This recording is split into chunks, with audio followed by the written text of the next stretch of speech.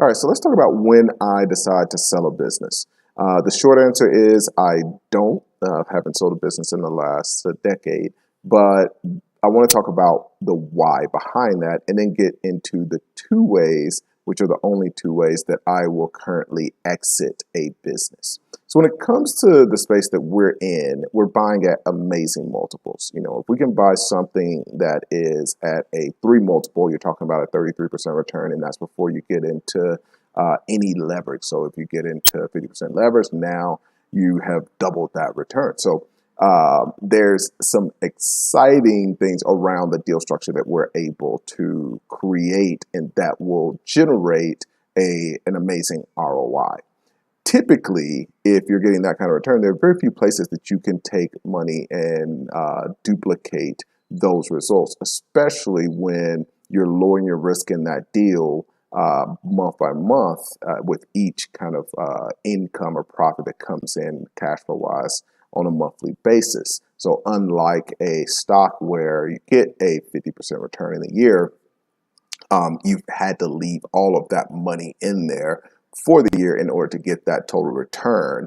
And if you want to get that again the next year and make that amount, you have to keep the money in there again. And if you take it out and you still get a 50% return, it's now on a lower kind of basis. So what we're doing every single month is we're getting that same return, but that money's coming into our bank account, which basically lowers the total risk on the deal.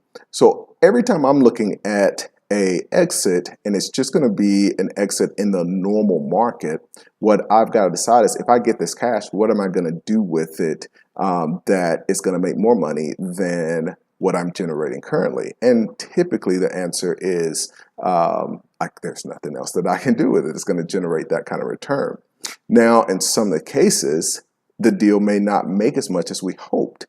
And the way I look at a lot of those situations is it's the situation of knowing the risks that are in a deal versus taking cash out, putting it into a new business, and not knowing the risks that are associated with that business. The riskiest kind of time period in a closing is when you're just getting a new deal, you're putting the money in, you're doing due diligence, and then you initially take over. Because if there are going to be some headaches, if there are going to be some problems, it's all during that kind of period. Is just transfers. We've had, especially with internet businesses, we've had issues where transfers don't go well, and then we had one deal, and we see all of the cases because we're doing we've done a couple hundred of these things. But there was a business where something went wrong in the transfer, and a lot of the rankings changed and the traffic changed, and we ended up having to give that business back to the seller. And there was an independent party that they chose that took care of the transfer. So it really just wasn't our fault. We couldn't take that responsibility because they chose the people that independently did the transfer. So when you have those kind of things that can happen, that even if it's just a 1% chance, and every time you sell, you're taking a risk that when you close the next deal, something like that could end up going wrong, or you as the seller could end up in a situation where you are selling to somebody, there's a transfer thing, and then they're like, hey, we're going to give this back to you. We don't know what happened, but we're not going to close this transaction. So those kind of things are the risk. So let's talk about the two ways that I will close transactions. The first one is merging. So we talk a lot about acquisitions. We don't talk as much about mergers. When it comes to a merger transaction, in most cases, you're going to get a higher multiple because there's something strategic that company is looking to take advantage of in the deal that you own. And so it's worth that exit because you're going to get a much higher multiple. Instead of a 3 multiple in a deal like that, you can end up with a 6-7 multiple.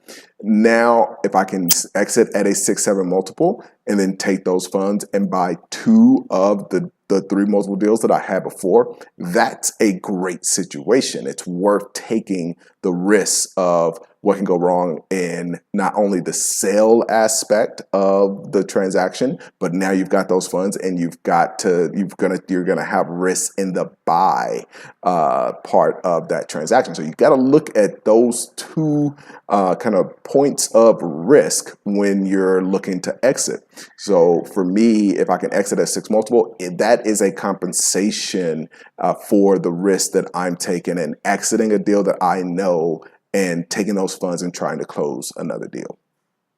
Now, the only other way that I will close a deal outside of merger is still kind of around the same concept, and it's going public. So we're taking a few companies public this year, which is obviously exciting because nobody's in our space is really doing that. But in that case, we're looking at a 15 to 18 multiple. So when we can exit at a 15, 18 multiple, obviously that's a lot more rare than the merger type of transaction. But now we're able to take those funds and it's multiplied by 5. So it's taking that 3 multiple and multiplied that by 5, obviously covering our risk associated with those 2 points of highest risk, which is when you sell when you close the transaction to sell, when you close the transaction to buy, and then you're trying to take over the operations for those businesses.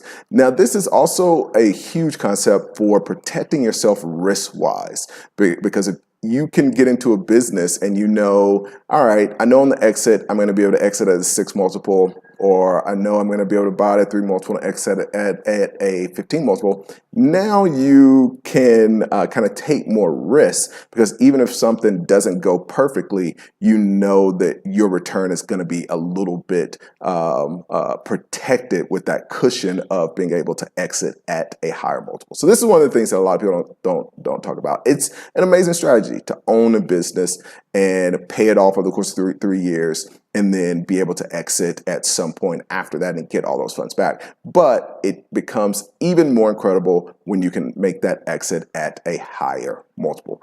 Tell me your comments below. I love hearing back from you guys. Feel free to shoot me an email if you have any questions about doing deals, ace@acechapman.com.